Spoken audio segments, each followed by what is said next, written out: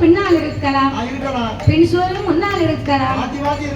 அறிந்து பாடினாலும் அறியாமல் பாடினாலும், தெரிந்து பாடினாலும் எங்களுக்கு தெரியாமல் பாடினாலும், எங்களுக்கு முன்பாகவே இந்த ஆலயத்திற்கும் இந்த ஊருக்கும் எத்தனையோ பெரிய பெரிய புலவர்கள், பேரறிஞர்கள், கவிஞர்கள் எல்லாம் வந்து பாடி இருக்கலாம். ஆன போதிலும் அடியால் நான் ஒரு சிறு குழந்தை. உங்கள் வீட்டு பிள்ளையாகிய நான் மாதவி. என்னால் தெரிந்தளவு என் சிற்றறிவுக்கு எட்டியவாறே உங்கள் முன்னால் நான் பாடுகின்றேன். நான் எல்லாம் தெரிந்தவளும் அல்ல, அனைத்தையும் கற்றவளும் கிடையாது.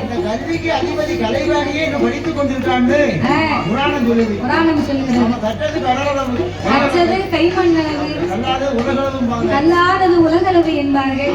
எனக்கு என் குருநாதர் கற்றுத்தந்தபடியாகவே உங்கள் முன்னால் நான் பாடுகின்றேன். உங்கள் வீட்டு பிள்ளை தவறு செய்தால் தவறான தூக்கி போட்டு முடிக்கவா?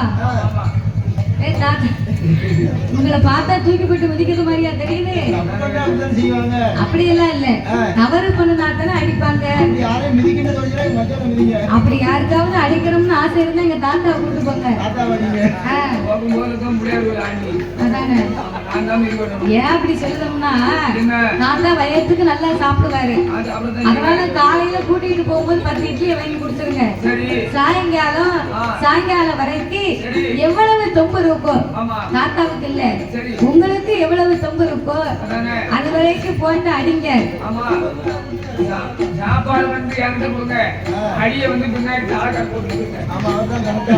வீட்டுக்கு வரும்போது மட்டும் தாத்தாவுக்கு சின்னதா ஒரு தானிக்கு மட்டும் வாங்கி கொடுத்தா போதும்.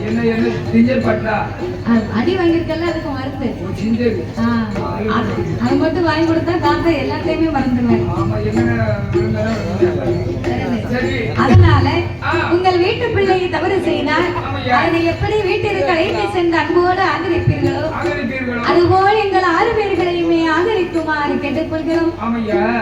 பாதி மதி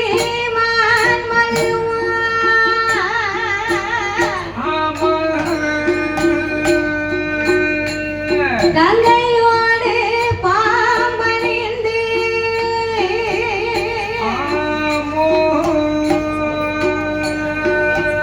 பார்வதியை மனம் புரிந்த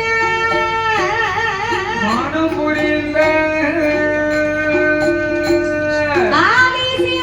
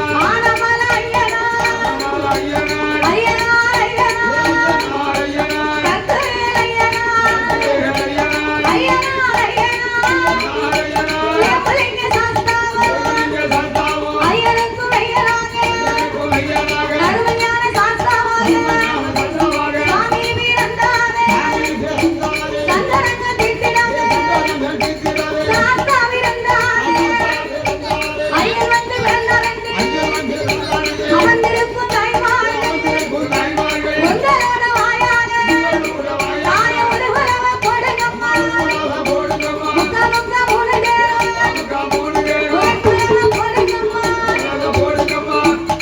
குலவு போட்டாங்க கம்முன்னு இருக்கிய அது எப்படி குலவு போட தெரியாம இருக்கும்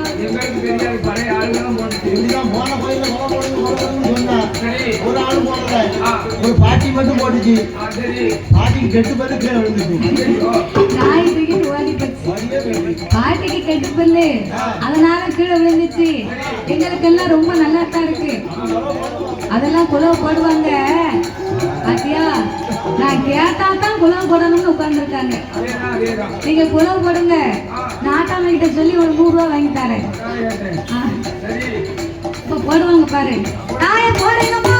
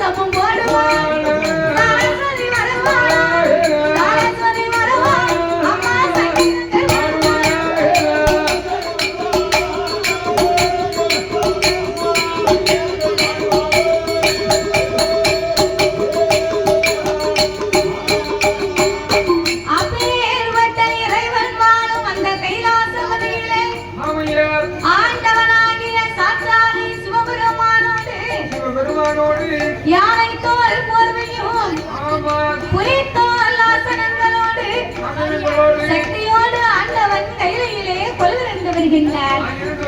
அப்படி கொலுவிருக்கும் இறைவனாகிய சிவபெருமான் ஈரேழு 14 உலகத்தையும் இறைவன் படைத்து 224 பூதங்களையும் ஆண்டவன் படைத்தார்.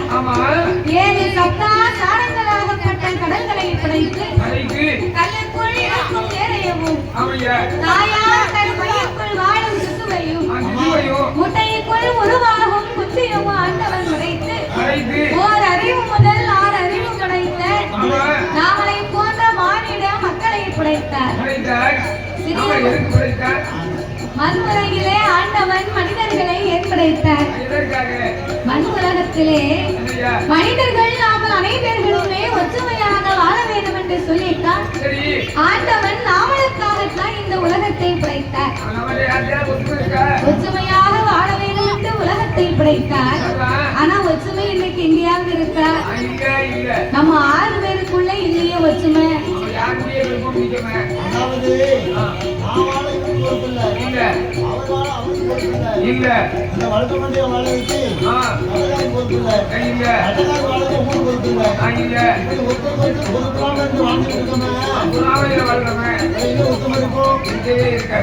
அதாவது நேற்று கஷ்டப்பட்டவங்க இன்னைக்கு நல்லபடியா ஒரு வீடு வாசல் கட்டி ஒரு சந்தோஷமா ஒரு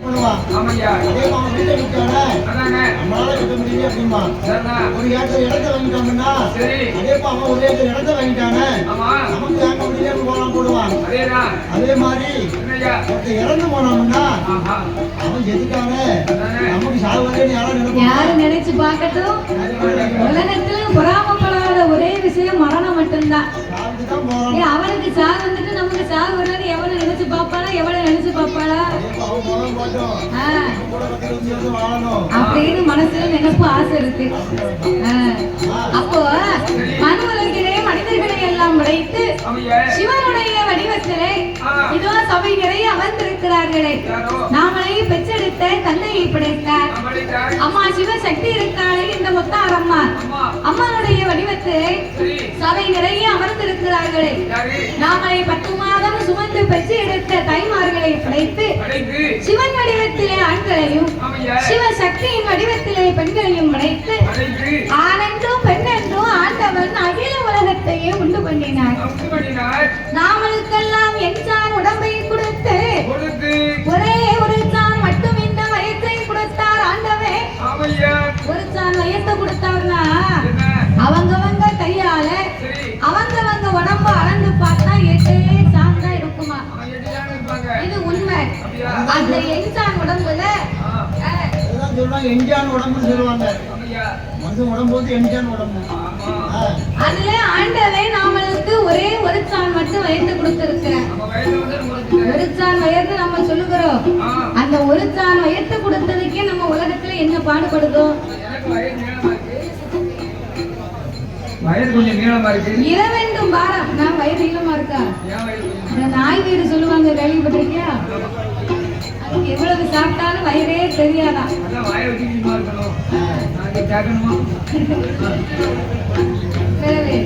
அப்போ இரவென்றும் பாராமல் பகலென்றும் பாராமல் ஓய்வில்லாமல் உழைத்துக் கொண்டு இன்னைக்கு வேலை பார்த்து மறுநாள் வேலை பார்த்தா 10 ரூபா சம்பளம் கிடைக்காதா?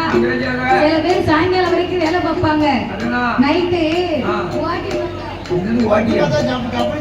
தமிழ் சம்பளம் பிறகு அதுக்கு உறங்காம அது ஒரு 10 ரூபா கிடைக்குமா? நம்ம பிள்ளைகளுக்கு ஒரு நல்ல ட்ரெஸ் எடுக்க முடியாதா? நமக்கு இருக்கக்கூடிய கடன் அடைக்க முடியாதா? நல்ல வீடு கட்டிடலாமா அப்படின்னு ஓடிக்கொண்டே இருக்கிறோம் இந்த உலகத்துல.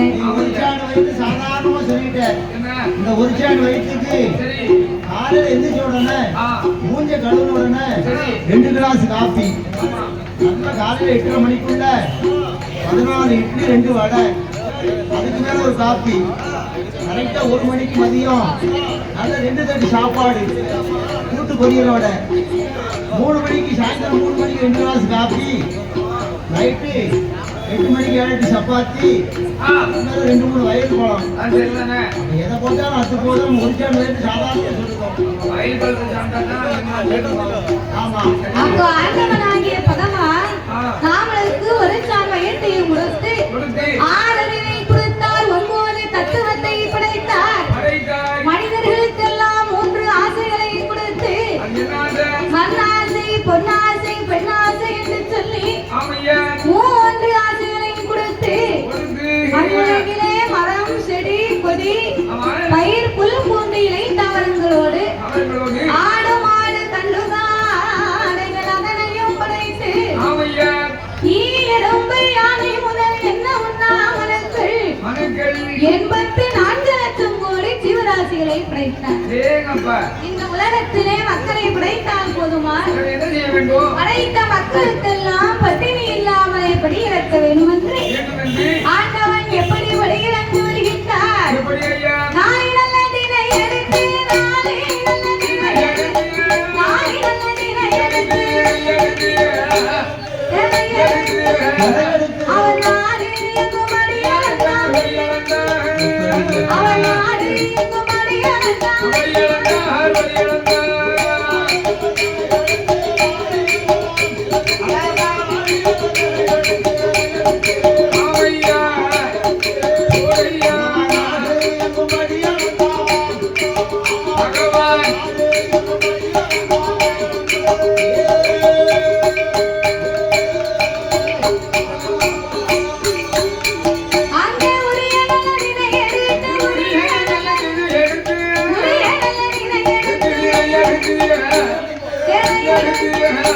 அவன் உலகமெல்லாம் அடியளந்தான் அவன் உலகமெல்லாம் அடியளந்தான்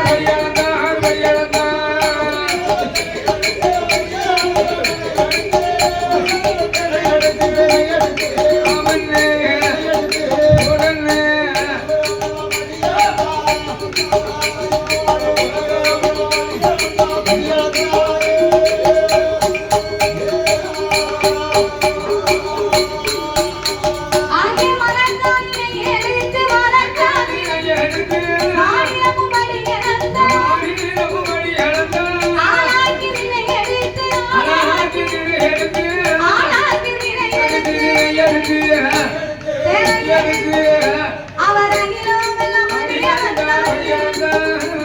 அடியளந்தான்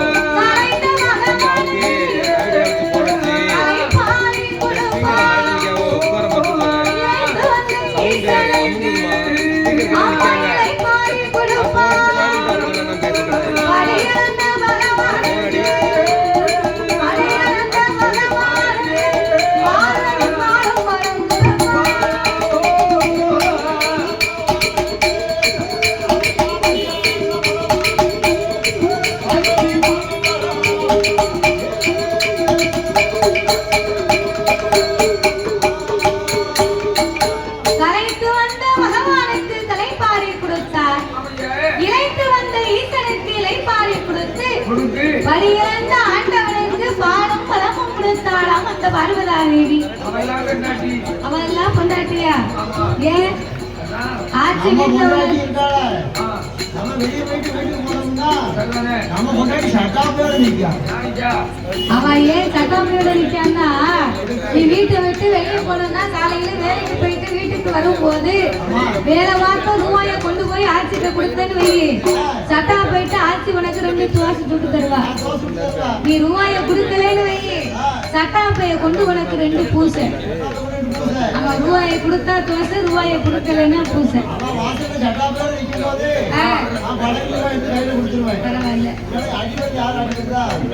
அதனால பேசாம கொடுத்துருவாங்க, பேசாம இருந்துருவேன். அதாவது அந்த கால ஆனா பிறந்த ஆம்பளை அதிகாலை 5 மணிக்கு எழுந்திரித்து அந்த ஐயா தோண்ட ஒரு மம்பட்டியை தூக்கி போட்டு பேயாமல பெரும் மலையில வீரர் சமத்த விக்ரமாதித்தனுக்கு ஒரு கோட்டை விதப்பாட்டையும் ஒத்தையிலே வரப்பட்டுவாங்க. ஒரு கோட்டை விதப்பாட்டு அந்த காலம் ஒத்தையில வரப்பட்டுனாங்க. இப்ப குருணி விதப்பாட்டுக்கு 9 ஆளு.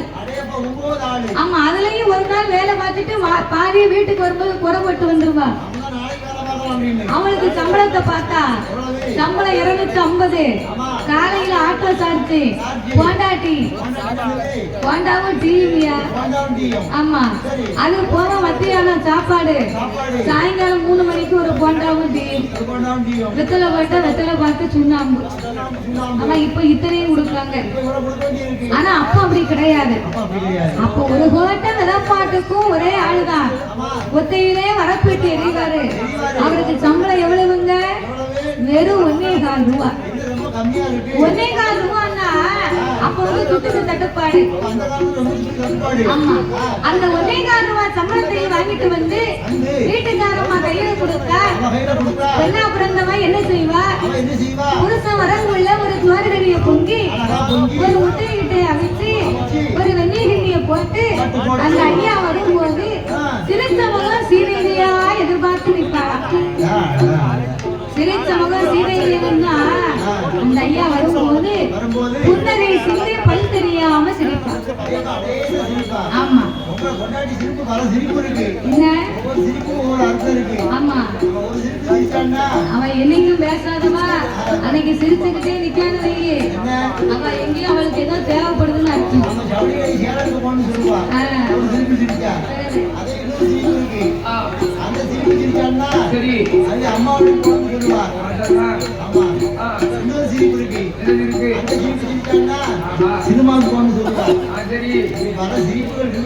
அப்ப சிரிச்ச முகம் சீதேவியா நின்று, ஏயா இங்க வேலைக்கு போயிட்டு வர இவ்வளவு நேரம் ஆயிடுதோ, நீங்க அடுத்து உட்கார வேண்டாம், கொல்லப்புறத்துல வெண்ணி போட்டு வச்சிருக்கேன், போய் குளிங்க அப்படின்னு அந்த ஐயாவை குளிக்க சொல்லி இந்த அம்மா போய் முதுகு தேய்ச்சி விடுவாளா. அவ முதுகு தேய்ச்சி விட்டான்னா காட்டுல ஆணைய தூக்கி சுமந்த ஆம்பளைக்கு முதுகுல சின்ன பூனை தூக்கி விட்டத மாதிரி அவ்வளவு லேசா இருக்கும் உடம்புக்கு. அவர் ஏன் முதுகு தேய்ச்சிட்டா தெரியுமா? அவர் ஒரு போட்டு விதப்பாட்டை ஒத்தையில வரப்பட்டா பாத்தியா, அவர் ஒத்தையிலே வரப்பட்டும் போது அவர் முங்கு முங்கு முங்குன்னு வேகமா வெட்டி எரியும் போது காப்பிடி மண்ணு முதுகுல விழுந்துருமா. அந்த அளவுக்கு வேகமா வேலை பார்த்திருக்காரு. ஆனா இப்ப நமக்கு அப்படியா?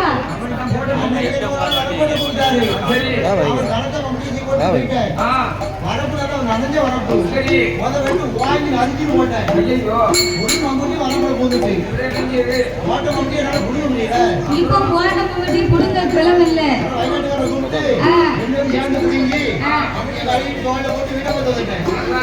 அப்படி இருந்தா என்ன செய்ய முடியும்?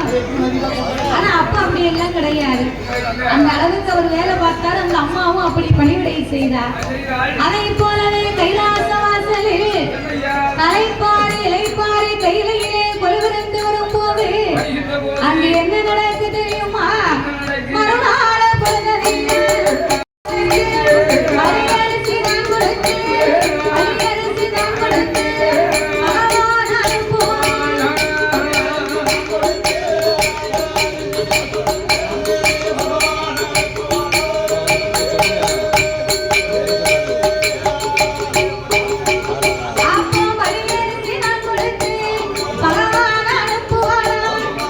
மறுநாள்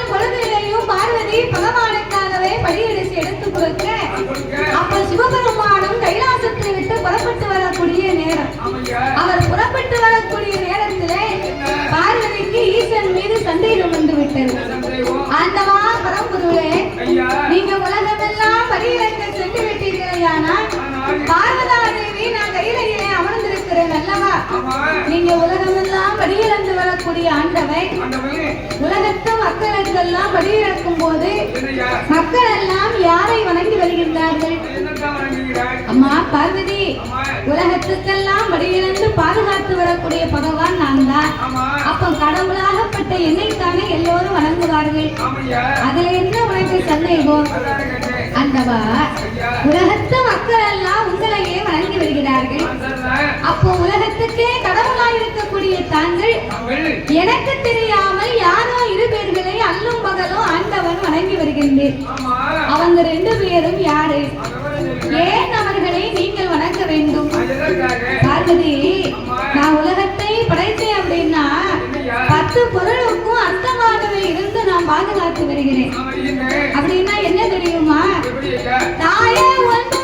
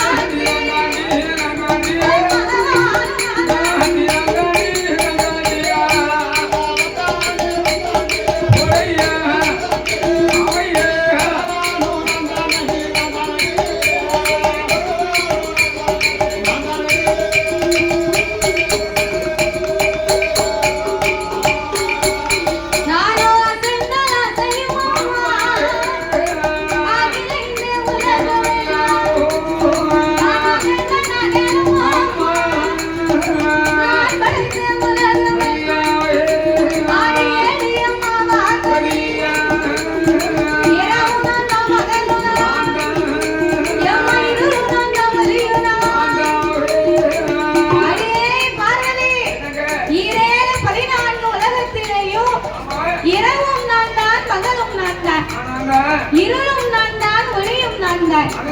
இதோ இந்த பூமியும் நான் தான், பூகம்பமும் நான் தான், சுனாமியும் நான் தான், சூறாவளியும் நான் தான், சுழலும் கோள்களும் நான் தான், 8 திசையும் 16 கோணங்களும் அடியேன் தான் பார்வதி. அப்படி இருக்கும் போது ஆண்டவர் மீது உனக்கு என்னம்மா சந்தேகம்?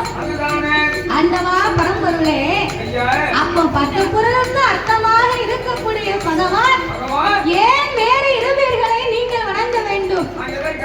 ஏய் பார்வதி, 10 பொருளுக்கு அர்த்தமாக ஆண்டவன் பகவான் நான் இருந்து வந்தாலும் இந்த உலக மக்களுக்கெல்லாம் இரவும் பகலும் ஒளி கொடுக்கணுமானா யாரால முடியும்?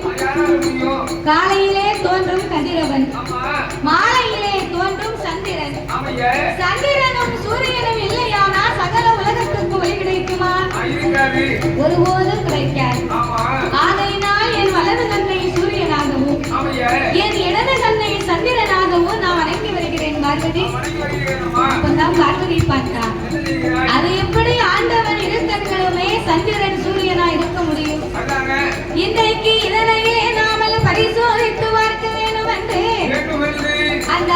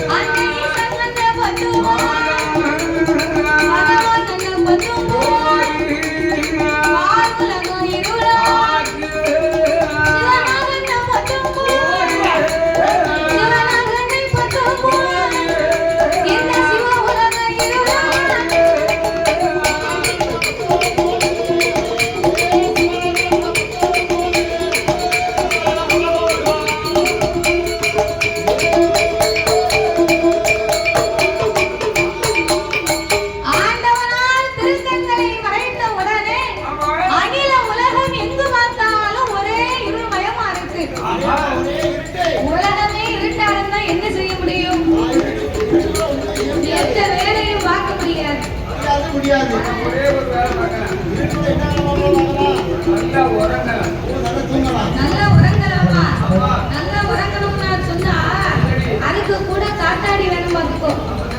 காத்தாடி இல்லைன்னா கண்ணுல உறக்கமே வராது. நம்ம வீட்டுல கொஞ்ச நேரத்துக்கு கரண்ட் இல்லைன்னா நம்மளால இருக்க முடியுமா? கொஞ்ச நேரம் கரண்ட் இல்லாமலே நம்மளால ஒரு நிமிஷம் கூட இருக்க முடியாது. ஏன்னா காலையில எழுந்திரித்து இந்த பெண்ணா பிறந்தவங்கெல்லாம் பிள்ளைகள் எல்லாம் பள்ளிக்கூடத்துக்கு அனுப்பணும். இந்த ஐயாவை காட்டுக்கு வேலைக்கு அனுப்பணும். அப்ப வேலைக்கு அனுப்பணும்னு சொன்னா இந்த நைட்டு நேரமே இரவு நேரத்துல மாவு பாக்கெட் வாங்கி பிடிச்சுக்குள்ள வச்சுக்கிட்டாங்க. அப்ப பூரா இந்த ஆட்டு உரல் இருந்துச்சு பார்த்துக்கோ. ஆட்டு உரல்ல மாவாட்டி அதை தண்ணிக்குள்ள வச்சு அதை சுட்டு சாப்பிட்டாங்கன்னா அந்த காலம் அழகா மலத்திருக்கு. அதுவும் அப்ப பூரா சோள தோசை எல்லாம் ரொம்ப சாப்பிட்டுருக்காங்க.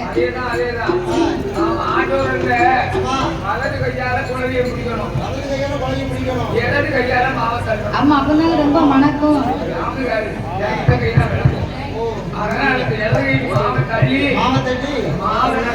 எடுத்து வச்சு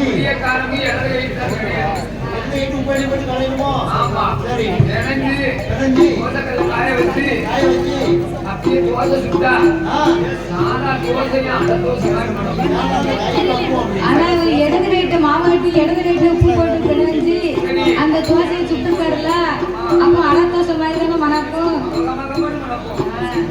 அதை நீயும் வீட்டுக்காரியும் தான் சாப்பிடுறேன். அப்ப ஆட்டு உரல் இருந்துச்சு, அதனால ஆட்டு உரல்ல மாவாட்டினாங்க. அப்போ சோள தோசை அதிகமா போட்டாங்கன்னா நாளி சோளம் தான் போடுவாங்களாம். நாளி சோளத்துக்கு மாவாட்டி இறக்கி அந்த தோசை சுட்டா 7 சோள தோசை தான் இருக்குமா. ஒவ்வொரு தோசையும் 2 விரத்தண்டி. ஆமா, நாளி சோளத்துக்கு 7 சோள தோசை. 7 தோசையில ஒரு தோசை சுட்ட தோசை. சொல்லு பாப்போம். நாளி சோளத்துக்கு 7 சோள தோசை, 7 தோசையில ஒரு தோசை சுட்ட தோசை.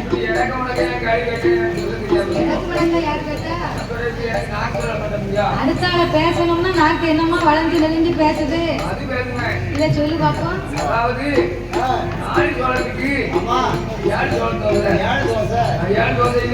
நீ சொல்லுங்கன்னா உன் பேசிய வயசு வந்துருவா.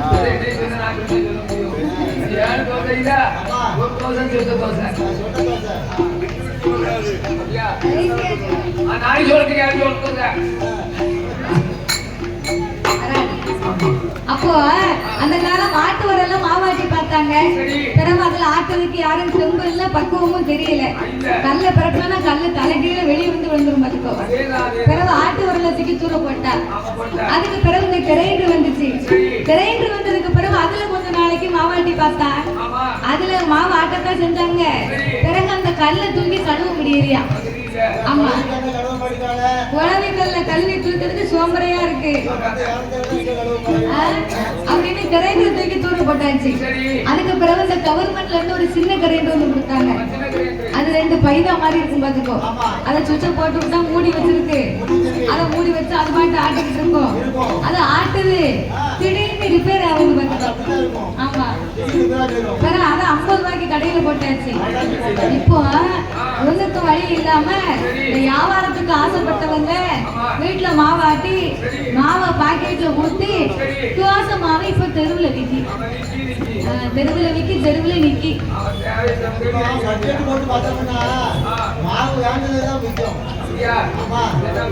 அரிசி போட்டு 300 உளுந்த போட்டு அதை போட்டு கிரைண்டர் போட்டு ஆட்டி கரண்ட் போய்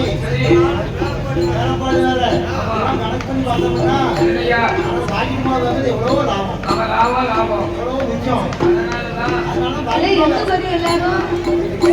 பெரியம்மா கண்ணாடியை போட்டு வீட்டுக்கு போறிய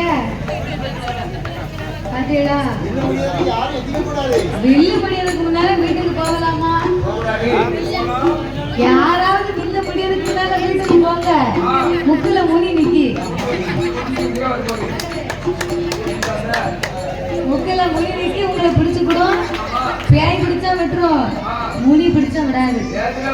ஆமா, அதுவும் என் கூட வந்த முனி, நானே பெரிய முனி, என் கூட வந்து பெரிய சடாமுனி.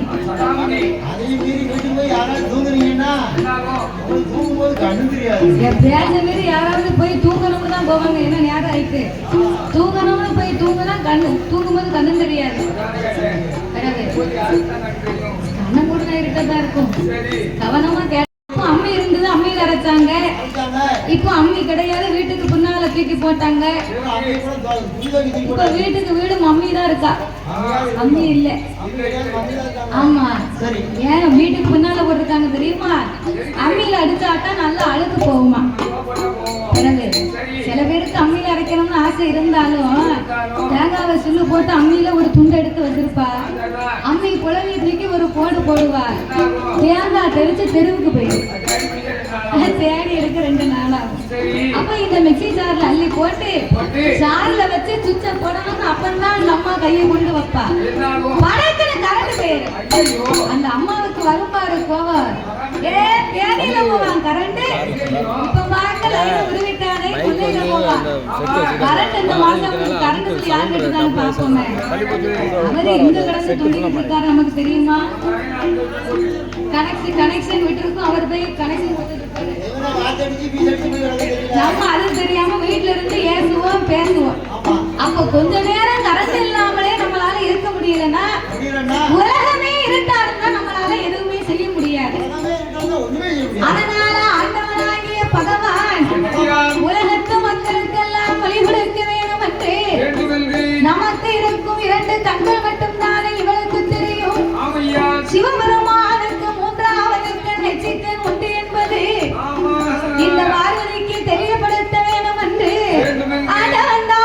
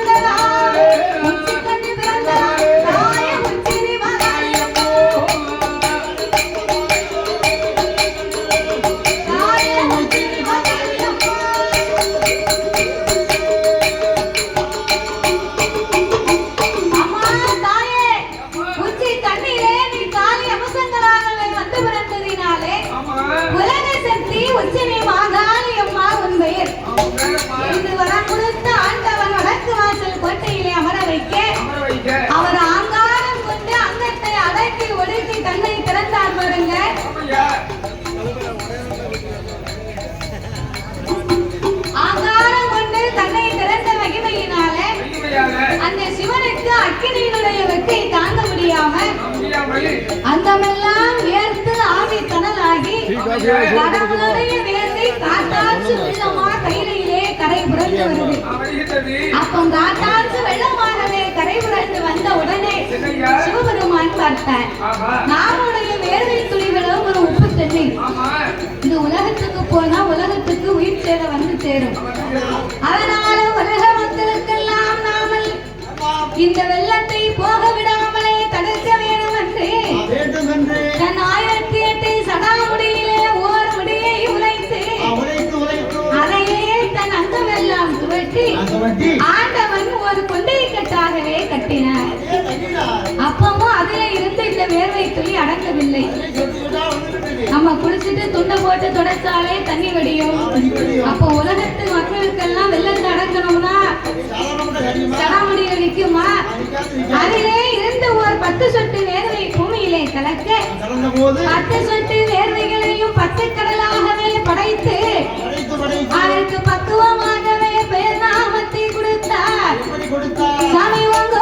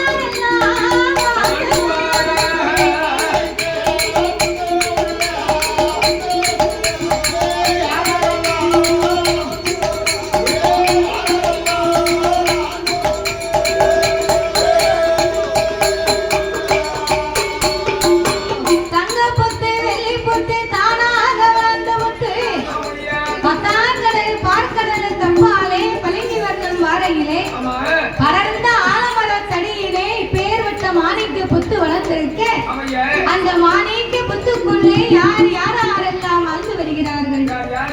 சென்னாகம், கருநாகம், கண்ணாடி விளசுகள் எல்லா நாகத்திற்குமே ராஜா ராணியாக நாகராஜனும் நாகக்கண்ணி பெண்கொடியாலும் அவர் எப்படி வாழ்ந்து வருகின்றார்கள்?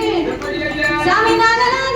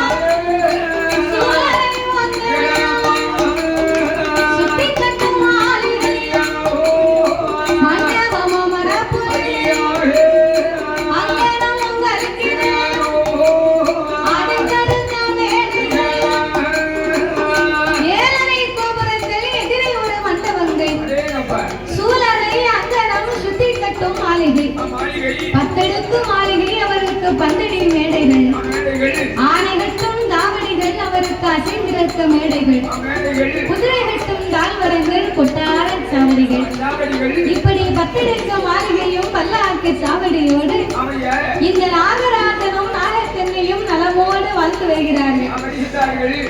நாகம் என்று சொன்னா நம்ம பூலகத்திலே பார்க்கிறோமே அந்த மாதிரி நாகம் இல்லை. தலை மட்டும்தான் மனித தலை, கண்டத்துக்கு கீழே உடம்பெல்லாம் நாக வடிவம். இப்படி தெய்வத்தினுடைய அம்சங்களாகவே சிறப்பாகவே இருந்தீர்களுமே வந்து வருகிறார்கள்.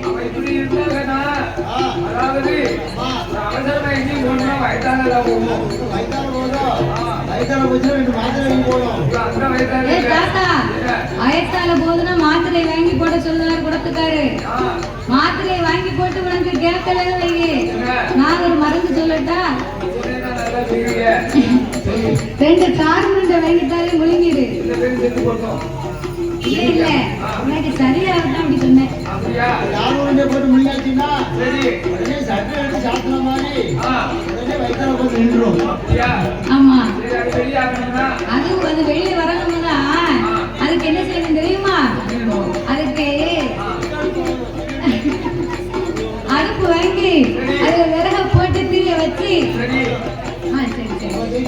அடுப்பு வாங்கி அதுல தீய போட்டு கொஞ்சம் தூக்கி அடுப்புல வச்சுட்டு தன்னாக்கள் எழுதி வந்துடும் மாட்டோம். உனக்கு ஒண்ணும் செய்யாது, அதுக்கு நான் கேட்க. இந்த சிறப்பான வேளையில் அலங்கார பந்தரில் சிக்கார மேடையிலே பாடும் நாமளுக்கு பரிசீலிக்க வேண்டும் என்று அன்பும் பண்பும் பாசங்களும் நிறைந்து நாமளுக்கு அல்லைப்பணம் கொடுத்து ஆதரித்த செல்வச்சீமான் எங்கள் மண்ணின் மைந்தி பொன்னி யானையின் சார்பாக நாமல் வில்லி செய்யவே அன்பு பாராட்டி ஆலயத்துக்கு பொன்னி அப்படிங்கிற யானை ஒன்றுக்கு பார்த்தியா?